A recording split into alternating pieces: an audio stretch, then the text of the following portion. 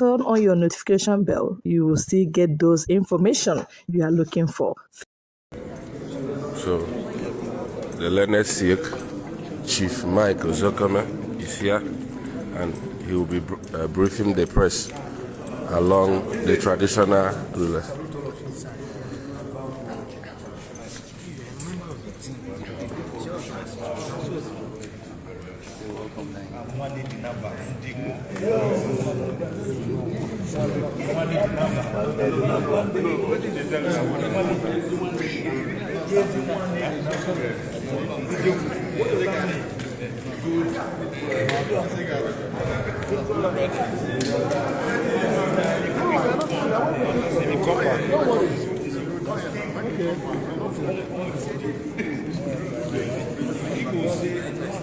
Do you have something?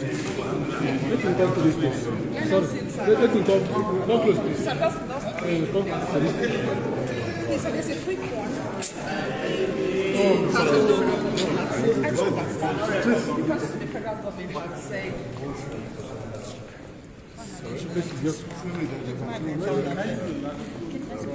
We are too close.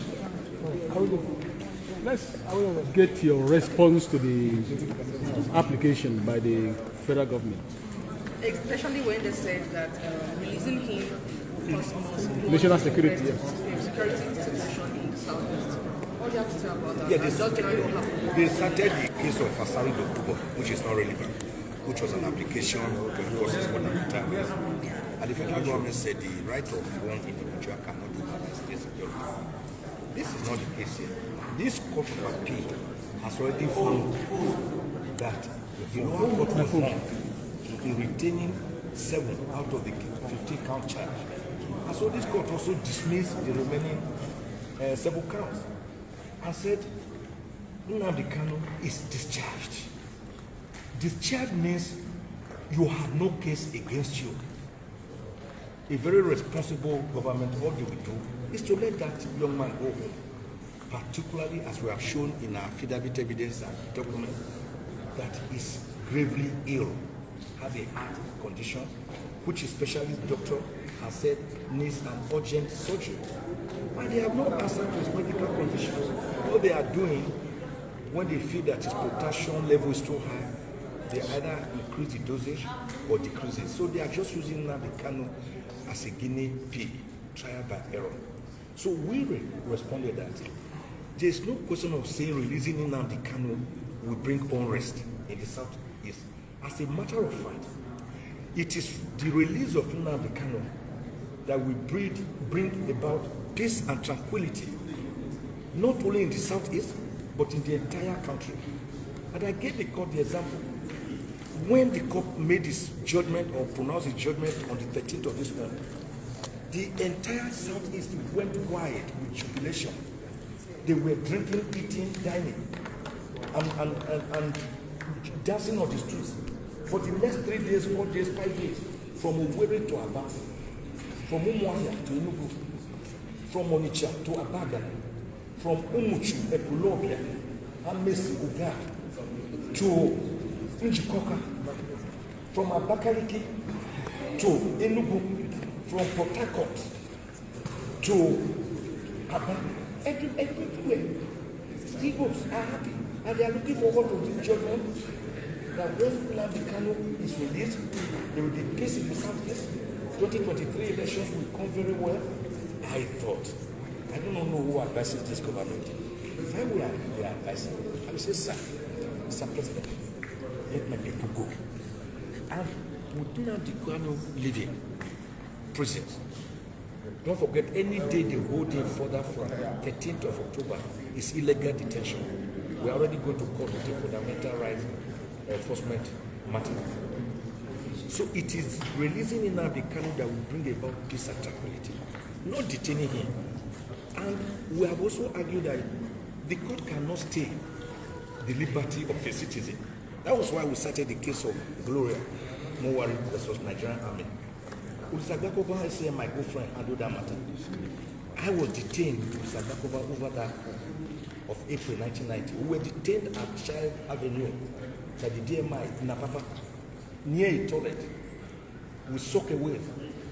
with maggots and human feces coming out so as to punish us. And in that case, Gloria Mowari was 7 months pregnant.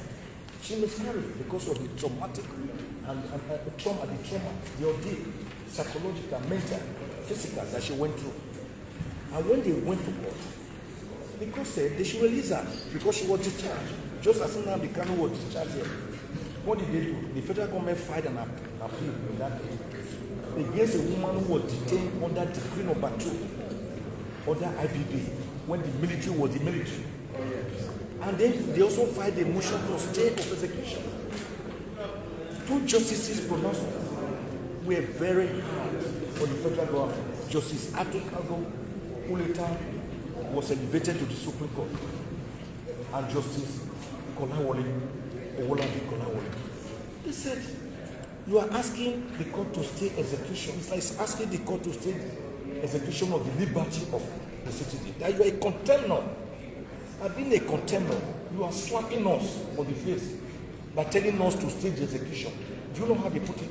You see, it is like a sinner telling God that, look, God, I know I am sinning, but please help me. Aid me to continue to sin. He said, even God will not grant that sinner's request. He said, in that same vein, we will not grant this request. This was the same court of appeal sitting in Lagos. And we are talking of as far back as 1992. What has changed? Ojukwu and Governor of Lagos State, it's clear. Governor of Lagos State versus Ojukwu, both the Court of Appeal and the Supreme Court, they made it clear that you can't be in contempt of a court procedure and come before us again asking for an equitable remedy, because stay of execution is an equitable remedy, which is based solely on the discretion of the court. He who comes to equity must come with clean hands, and he who comes to equity must do equity. You have not done equity. You are coming with soiled hands. That was why the Supreme Court and Court of Appeal said, you have thrown Ojukwu out of his Vilaska Lodge at Queen's Drive, Ikoyi. We told you, take him back.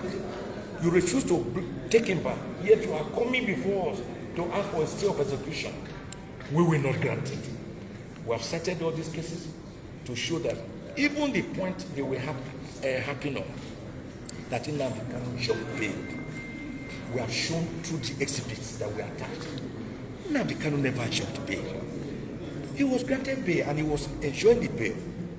And the case was again to come up in October 2017. Then suddenly, like Fela will put it in one of his epic songs, the federal government through Operation Python on the 14th of September 2017 invaded ferociously with a multitude of army the ancestral home of Nnamdi Kanu, with his father Eze Kanu also there. In that brutal invasion, 28 unarmed and innocent Nigerians were hacked down in cold blood. We have put all of them. That was how Nnamdi Kanu managed to escape. A person escaping for his dear life cannot be said to be a person jumping bail. You jump bail when you voluntarily run away. But this was a man not running away, but not jumping bail, but running away for his dear life. And as soon as he got to Israel, he deposed an affidavit and reported the matter to the African Commission on Human and People's Rights, which wrote to the federal government. We executed it.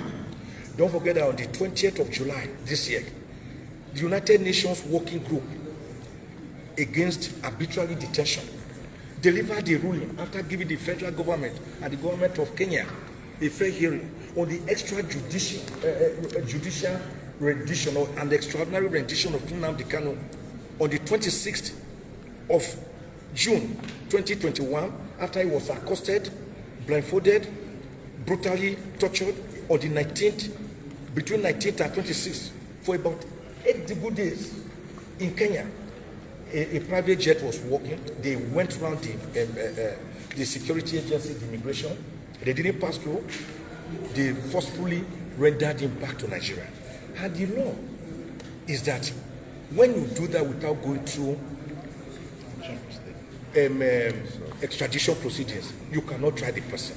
And this court of appeal so far The second one is what we call the doctrine of specialty, which this court also agree with, that even if Nnamdi Kanu were to be brought in properly through the proper and lawful extradition procedures, you can only try him for the offense you are bringing him back, not for any pre-existing offense, including the 5-count charge that was earlier existing, which they amended to 7 counts, which they later amended to 15 counts.